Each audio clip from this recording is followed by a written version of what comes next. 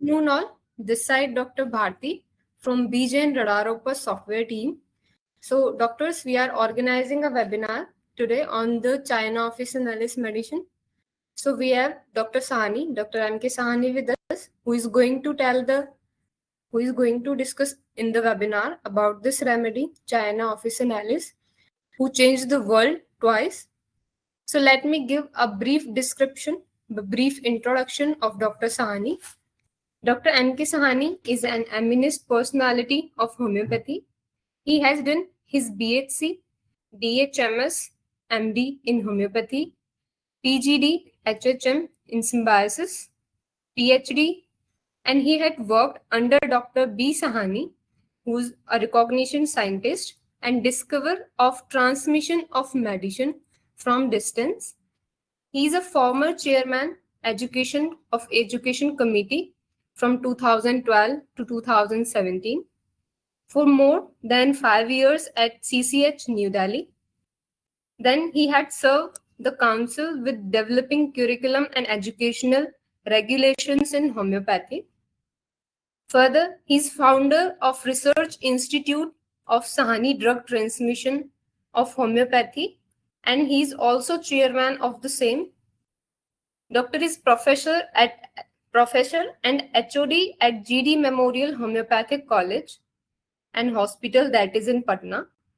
Then he is chief editor at General of Homeo Transmission at Patna and Homeo Tarang.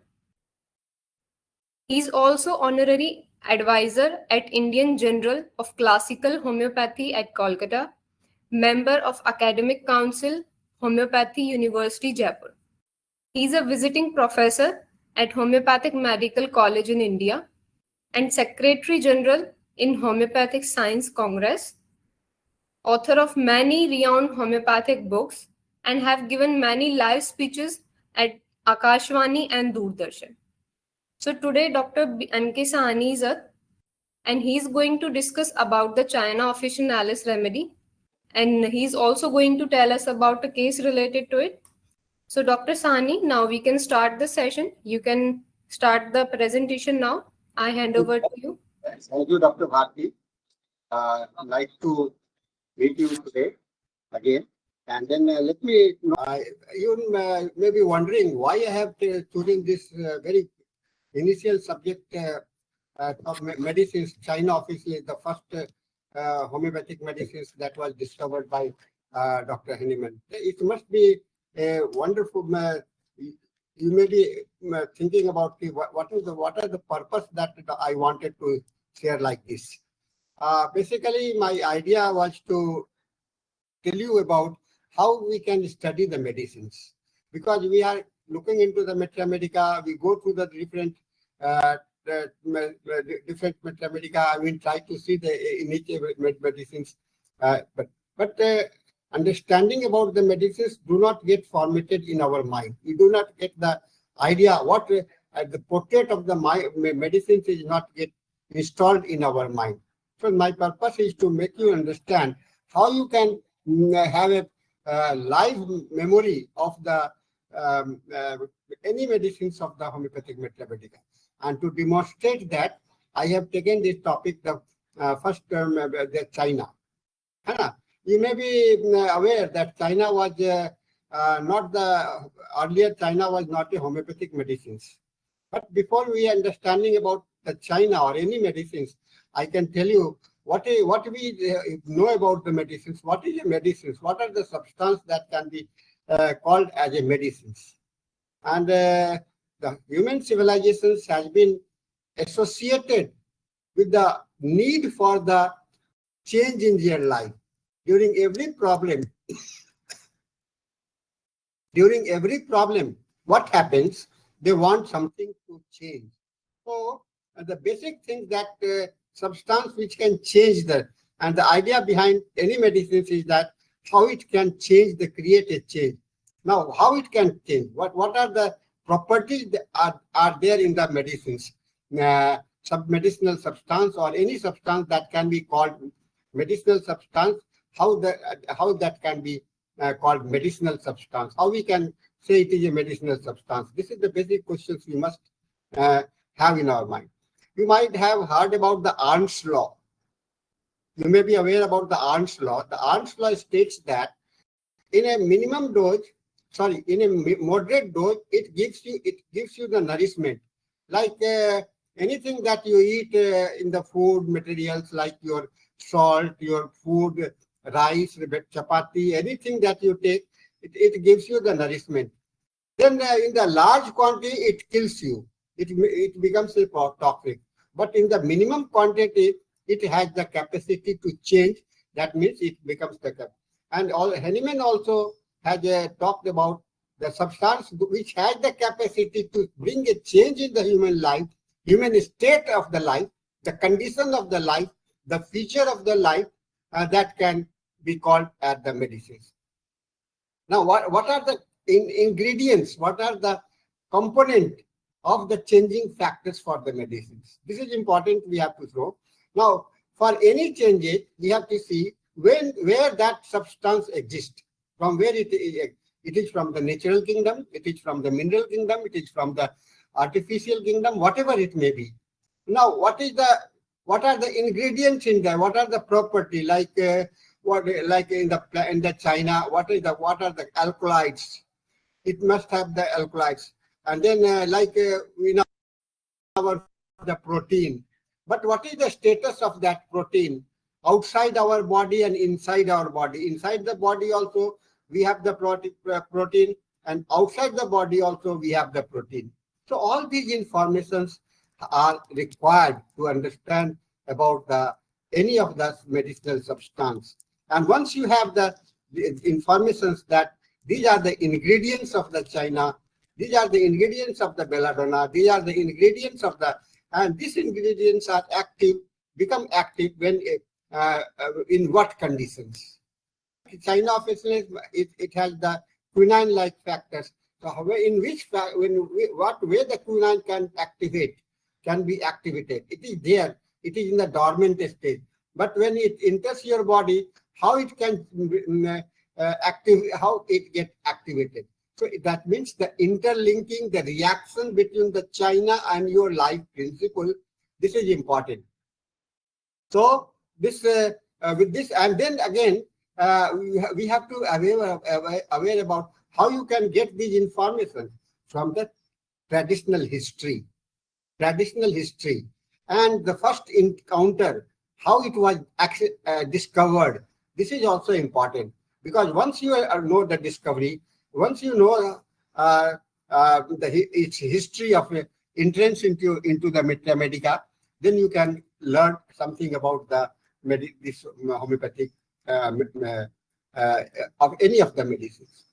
Now, this is the China Officinalis. Now, today presentations will contain the abstract of my presentations, then historical background of the China Officinalis, then experiment that Hahnemann conducted as a first proving, and then Hahnemann's encounter with the spark of the new era, and trigger the Cullen's Medica and the China Officinalis, revolutionary interpretations, development of the doctrine of similars, then China Officinalis in homeopathic Medica, the philosophical and medical implications, impact on medical science, then criticism and controversy, and later refinement, potentizations, and chronic disease, and then conclusion, and then I will give you the references also. So the summary of my presentations will be that Samuel Hahnemann initial encounter with China Officinalis marked a seminal turning point in the evolution of medicines. This seminally incidental experiment with a common antimalarial drug laid the ground for the revolutionary principle of the homeopathy. This article presents in a depth historical account of Hahnemann's first contact with the China Officinalis, his physiological and experimental observations, logical deductions, and the broader scientific impact of his findings. It explores the background of the late 18th century medical practice, the pharmacological property of Cinchona bark, and how Hahnemann empirical self-experimentation evolved into the foundational concept of similia similibus curantur, that is like cure like. In the late 18th century, the period of upheaval, the transitions of the European medicine. You may be aware, during the 18th century can be regarded as the transitional period, revolutionary period, where many changes were learned. And during those era, the Galenic theory of humor was very much prominent, and medicines were largely empirical, symptomatic, and often ineffective. Amidst of this background, the German physicist Dr. Samuel Hahnemann challenged a century-old dogma and laid the foundation of the new medical system. The catalyst for this transformation was his personal and critical investigations into the therapeutic effects of China officinalis, also known as Peruvian bark or Cinchona, which was primarily used for treating intermittent fever, including malaria. This monumentous event marked the beginning of new medical paradigm and laid the foundation for the modern homeopathy. Now, historical background that I was talking about the China officinalis is derived from the bark of the Cinchona tree, native of the Andes in South America. Indigenous people used it for fever, and Jesuit missionary introduced it into in the Europe in 17th century. This was the first encounter, first discovery. It became an essential part of the pharmacopoeia for its effectiveness in the treating malaria. And by 18th century, it was well established in European medical practice. Its active component quinine was unknown in the pure form, but recognized for its antipyretic property. So the two things are there. Earlier, before Dr. Hahnemann, it was recognized, the recognition for these medicines was that it is antipyretic. It has got the antipyretic property. That means it has the property to remove the fever, heat from your body and give you the relief from the fever. Then in 18th century, again, during Hahnemann time, the medicines were dominated by the humoral theory and often involved bloodletting, purging, or administrations of hard drugs. Hahnemann, a respected German physician and chemist, became increasingly disillusioned with these practices due to their often harmful and ineffective outcomes. As a skilled translator of medical texts, he encountered new perspective, one of which changed the course of his life. Hahnemann encounter. Now I'm coming to the second encounter, not the first encounter, the second encounter, how it entered into the Hahnemann. You all might have heard about that Hahnemann discovered, but how he discovered and when he discovered and what was his first experimentation, that I have tried to collect from the some of the articles. In 1790, while translating the William Cullen's treatise on the Materia Medica, Hahnemann came across the Cullen descriptions of China officinalis. Cullen attributed the bark anti-malarial effects to its tonic properties on the stomach. Hahnemann, however, found his explanations unsatisfactory. He questioned it that if that was where bitter tonic cures the malaria. Now, this was not the questions that came to mind, because quinine is bitter, so it has a capacity to cure the fever. Then Dr. Hahnemann questioned why the other bitter substance cannot change. This was the question. To test this hypothesis, to take President Act official experimentations of that time. Cullen says that the bark is because of its stomach tonic, then bitter have the effect. This was that you can footnote later in 70. This This was read in the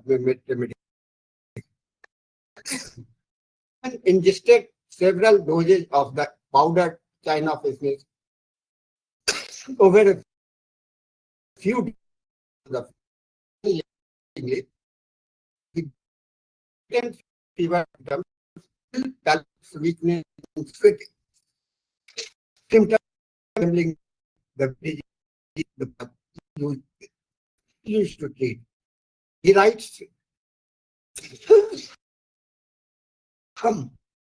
I look for several days, 4 grams of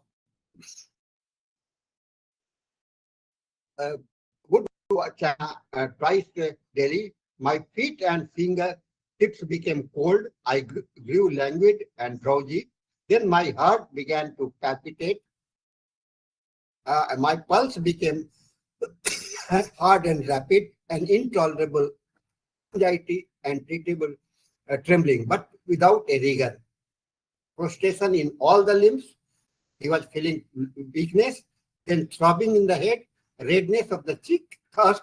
In short, all the symptoms usually associated to intermittent fever appeared successfully. Yet without any genuine rigor, briefly I put these symptoms appeared as they appeared. So this was the note of Dr. Hahnemann in 1790. The trigger was the you have just listened. In 1790, Dr. Hahnemann was translating the Cullen's Materia Medica. And that Cullen praised the efficacy of the Cinchona bark in treating the intermittent fever, attributing its success to its tonic effect on the stomach. Hahnemann, a rigorous scientist, disagreed with the Cullen reasoning. He proposed a radical hypothesis that Cinchona cured malaria because it was produced a similar effect. To test this, he took the medicines on himself. And became the first proving. Upon consuming Cinchona, Hahnemann experienced symptoms remarkably similar to the malaria. This is the summary that including chill, fever, thirst, and fatigue.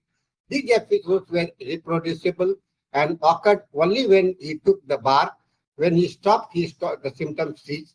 This was the first homeopathic proving an experiment in which such substance is administered to the healthy individual to observe the symptoms it can produce. These symptoms are usually indicated for its use in the sickness. Now, in the essay of the new principle, this is the article that you can see. I took a several dose of that I am repeating here.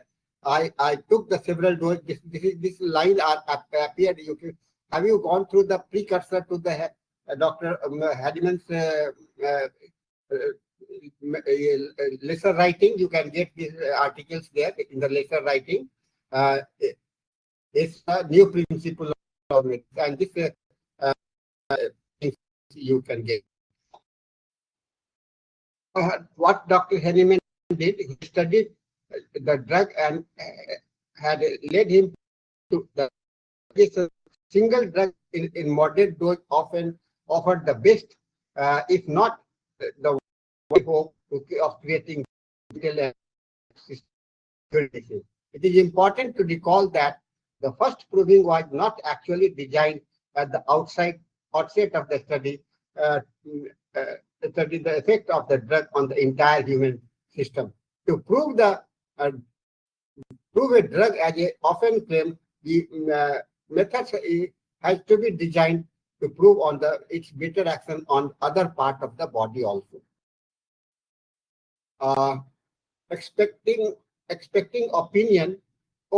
Accepting opinion. Now this is another remark comparing opium. I knew no medicines that has been more or often misused in disease and employed to the injury of mankind than Cinchona bark. It was so harshly used those times. Anyone who was having the fever, this was a problem. It was regarded not only as profound, perfectly innocuous, but as a wholesome and universally beneficial medicine in almost all morbid states, particularly where debility was observed and was often large dose several times a day for many weeks and even months. This takes to mark a shift from the therapeutic generalizations, cataloging, and with the scientific methods. With Cullen's method that we have just talking about in 17, Dr. Harriman has translated this medicines. Harriman was inspired to see that if the drug would indeed affect the stomach, as Cullen suggested, to his surprise, he found that it did not did reveal way. The things that in Cullen's Medica, Dr. Henneman's experimentations got the different results. So he criticized the opinion of the Peruvian bark and which has unique. No, it is not beyond the. It has got the effect on the other part of the body. So this is a revolutionary led to radical insight China because produce on the individual. This he proposed his fundamental principle similar vascular venture led to be the light cured by light, typically opposed to the prevailing opposite cures, the opposite apparent approach of homeopathy. A medicine that can produce a set of symptoms in the healthy persons can cure a similar set of the persons in the sick persons. Now, development of the doctrine of the similar. Following his experiment, China officially Dr. Henneman embarked on a series of rigorous experimentations rolled as the proving on himself, the family members and volunteers with other substances, which included arsenic album, belladonna, nux vomica, pulsatilla, bryonia. Each drug was meticulously recorded for the symptoms it produces. The outcome of these experiments formed the basis of its work. So now the doctrine of the similars, Fragmenta de Veribus, the first initial book of Dr. Henneman was where he recorded the information. It is Fragmenta de, it is very small, 5, and it is a small place. It is also known as material as it is regarded as first we also not it is only an index. In between 1811 to 21, this was all the informations were grew larger, and he called it the Materia Medica Pura. This text marked a shift from therapeutic generalizations to empirical symptoms cataloging, the beginning of the scientific homeopathy.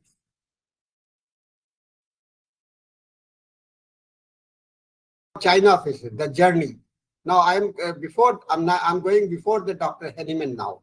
The China office, the Jesuit bark, medicines that change the human thoughts.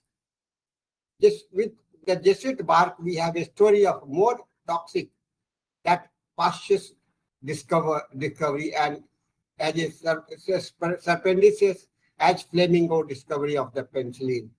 This is the story of the discovery of a remedy for a discovered downland and swamp where it shouldn't have been followed, mountains of Peru where the disease did not have the naturally grown. The story, I'm giving the story. The story goes like that. An Indian was cast out from his tribe when he had high fever, a jungle fever that was thought by tribal associates to be highly contagious and fatal. It was their custom. He was cast out from the among his people, and it was believed that he should be removed from the society. He should be expelled from the society. Now, this person who was expelled, he crawled on his hand and knees through the dense jungle in the state of delirium and trying to find water, as his fever had him with the point where he was literally dying from the thirst. Then where he found a pool of water. in the jungle. The tree had fallen into the pool and the water was very bitter, but because he was so thirsty that he took the water and he drank it, and after drinking it, he slept for a while. He went back to it and got well. When he wake up, he found that he was feeling better, and slowly he recovered. So he went back to his tribal friends and loved one, to their great astonishment, and he told them about the miraculous power of the healing water that had saved his life. Indian discovered the source of this bitter water, and thereafter for fever of the other affections, and they founded miraculous healing power. And the fame of this great bitter yet curative herb spread abroad with many other effective cures, resulting Jesuit missionaries brought the bark back to the Europe. By the early 16th century, the medicine was known as the Jesuit fever bark. The nickname given to this medicine was the Jesuit fever bark. A Spanish Jesuit priest learned of the tree, the natives called the fever tree. When some doctor in the Europe found it would be cure malaria fever, the bark was in great demand. Many trees were cut down and destroyed. They sent ton of the bark to the Europe, and many people cured of malaria and the other diseases. The Countess of the Cinchona, she was a very generous lady. So when she started promoting the use of this Cinchona bark to all his members of the society and the people. So thereafter, this medicine, in her name, this medicine's name was given the Cinchona, the Countess Cinchona. Cinchona is the name of the Countess, the famous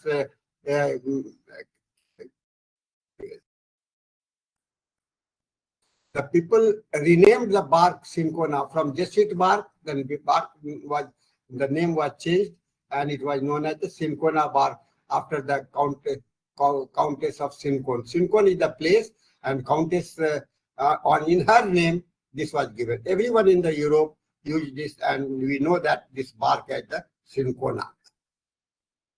The Peruvian bark or Cinchona tree is an evergreen tree that grows from a 30 to 60 feet tall with a bright green ovate leaves. The flowers are deep red and have a tube-shaped corolla with 5 petals. They cluster on panicles and are very fragrant.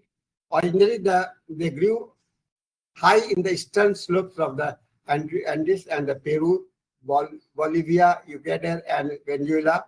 The Cinchona need to a lot of moisture, high altitude, and I'm giving you this idea so that you can see all these factors are can be observed in the as symptoms of the medicines. It requires a lot of the water to be fed up, and it has got a lot of the thirst also. In late 1700s, Cinchona tree were planted in India, Ceylon, Africa, Indonesia, and the Java. And now coming to the classifications and the synonyms, it belongs to the plant kingdom, and then kingdom is Calde and Trachyphyte, angiosperms, and the genitals. Then synonyms are Officinalis, S+. These are the synonyms that you can see on the list. In 1820, the 2 Frenchmen isolated the alkaloids quinine from it. In a very small amount, quinine will help the malaria fever. However, in large amount, the quinine can cause the deafness, blindness, and even the death. Now, coming to the symptomatic fevers per VA, These Cinchona people are very artistic persons. China offices as a homeopathic medicines I'm describing. So they are artistic, looks for the beautiful colors, feel colors, make verses, a strong sense of the beauty. These are the everything that it should be artist. They may be the singer, they may be the very sensitive and creative type of the persons. They are reserved disposition. You talk more, expresses themselves, but they don't talk, but they express themselves in their creativity, like poems, painting, and but it is difficult for them to speak out or express their feeling. So they are that's why they are known as the reserved dispositions. Then they are so much attached to the people. They have got the aversion to the superficial contact. Only he wants the deep contact with friendship, hard pressure ameliorates. Desire to have best things, mind unworthy, object seems unattractive, things seems. It is difficult to make contact with China patients because they don't like superficial contact and can be abusive, impolite, and inconsequential answering questions. They will not only feel real interest in the contact. So one is the strong imaginative power. All those people who are creative in nature, they have got the strong imagination power. Evening in the bed, or they have the daydreaming also. China thinks about the kind of positive and wonderful things like being able to fly, relaxing in a warm day at the seaside, being the richest person of the world, after which they feel happy and satisfied and fall asleep. The same person can occur during the day when they are disturbed or embarrassed. 𝐀𝐻M, on the other hand, had dwelled on the past. Now, this is the differentiating features. 𝐀𝐻M, they dwell on the past, but China, they think about that in positive manner. So external impressions leaves deep trace on them. So they are mild, and at the same time they are hostile. Intensity of the China inner life can lead to exhaustion, loss of mental fluids, and with the results that they become irritable and even violent, insulting, and abusive. In this stage, world become hostile. So this is the changing points that you can see. A mild persons get becoming hostile, and they don't want to leave, and they can commit a suicide also. They are very nervous because the people, those who are very sensitive, they can become nervous also, and with the special sense, least touch aggravate, with the hard pressure ameliorate, extreme susceptibility to cold airs and wind, least noise is experienced as painful, tinnitus, aurium, and oversensitive to odor, cooked food, and tobacco. Full of plans and ideas, especially in the evening and at the night. Clarity of mind, evening and night, sleeplessness from activity of the mind, delusion he is unfortunate, hostile, being that he has been, the enemies are there. So this is the journey of the Cinchona, mild, hostile, and then indifferences. So these are the stages that you can see in any of the medicines. There is the initial stages, then secondary stages, and then the tertiary stage. So in each medicine, you have to look like that, at which stage the medicine patient is. Apathy, indifferences, and sorrow, and sadness following the severe disease. Then the hard pressure ameliorates, I have told you. Slight touch aggravates. After elements after the loss of the fluid, vital fluid. And that's why they have got excessive hemorrhage, diarrhea, suppressions, vomiting, and after that, these medicines are very useful. So when the people are exhausted, when the water are exhausted or become dehydrated, they can have this can bring a very wonderful change in the medicines, especially at night and after eating, and it is ameliorated by the bending double, and that is the canine hunger. A headache, they have bursting pain and red face, throbbing of head and carotids, extending from occiput to the whole head aggravate, sitting or lying, must stand, lasting congestive deafness of the noisage. Perspiration day and night during the sleep, on being covered, or even when closing the eyes.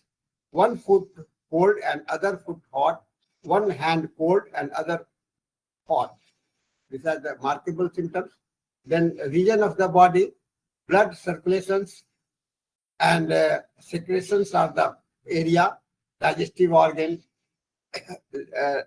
liver, spleen, nerves, mucous membrane, left side and right side. They are aggravated by the loss of fluid, touch, jar, slightest touch, noises periodically, alternate days, cold, draft, wind, open air, eating fruits, milk, mental exertions, night motions, and walking. They are better by hard pressure, loosening clothes, bending double, and lying down.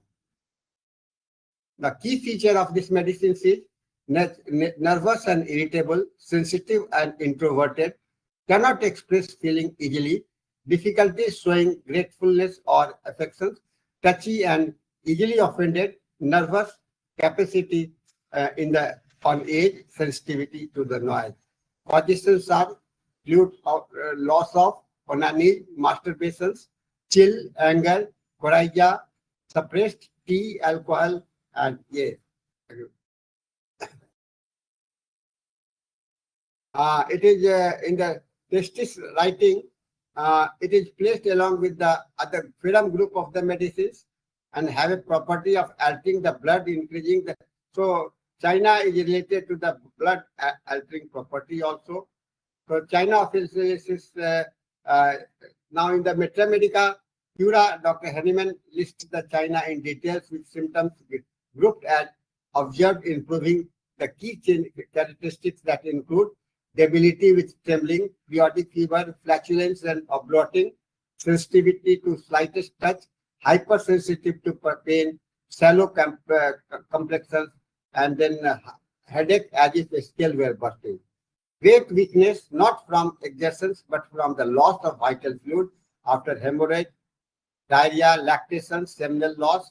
This is from the Hahnemann Cura. Philosophical implications and medical implications. Hahnemann's work with the China officers was not merely a pharmacological experiment. It initiated a new epistemology of healing. Medicinal substance must be tested on the healthy human, not animal or person present. Healing must align with the body natural curative process. Drug can cure diseases if they mimic the disease symptoms in healthy gut. So similarity is the important thing. Chronic conditions require holistic, individualized treatment. Now, what are the impact of this work?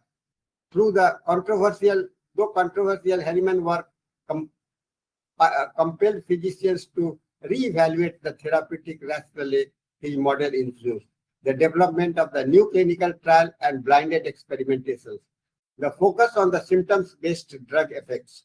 Individualized treatment over the generalized prescription. Even critics acknowledge Hahnemann's methodology, rigor, and insistence on observable precision. Now, criticism about these medicines. While Hahnemann China experimentations was founded for homeopathy, it was also met with a skepticism. Critics argued that it was a placebo or imaginations induced. Later research questioned the reliability of subjective symptoms discussion. Yet no one denied the boldness and originality of the experimentation. Still, for his follower, China Officinalis represents the genius of homeopathy. So later refinement and potentizations of the as chronic disease. Dr. Hahnemann matured with his matured observations, a substance like China could produce aggravations in sensitive person. He thus developed a theory potentizations, the series of succession, drugs to minimize toxic effect while retaining the dynamic healing power, weakness after the loss of the fluid. So this led to the refinement about this.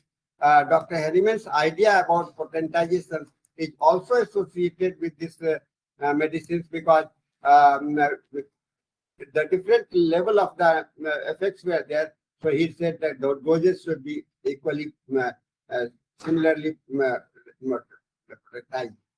And then as Harriman matured his observations that was substance like China could produce aggravations. No, this is the repetition. Now in the conclusion, Dr. Harriman's personal experimentations with the China Officinalis right 1790 was more than a scientific curiosity. It was a revolution in the principle of a therapeutic. From questioning a medical dogma, he birthed a system that emphasized on individualized experimentation and simultaneously his bravery to test the medicines on himself in the real time of medical orthodoxy launches a new paradigm in the healing. While homeopathy remains controversial in modern time, the legacy of the first proving humble dose of Cinchona bark continues to inspire the practitioner worldwide. China Officinalis thus hold a revered place in the heart of the homeopathy today. These are the references for my consultations. And so China Officinalis, this is a very beautiful poem that you can see.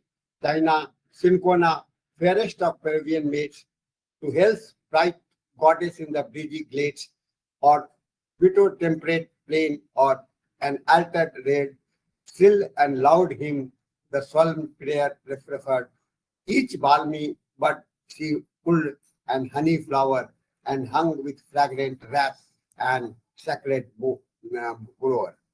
So this is the China. Thank you, and thank you very much. So this was my presentations. Thank you for the session, doctor. It was very nice session. We have learned many new things about the China remedy. And thank you so much. It was very knowledgeable session. So I think there are no more questions, so we can end up the session here. Thank you all attendees for attending this session. And thank you, Dr. M.K. Sahni, for giving us the valuable session. Thank you very much. Okay, doctor. Thank you. Thank you.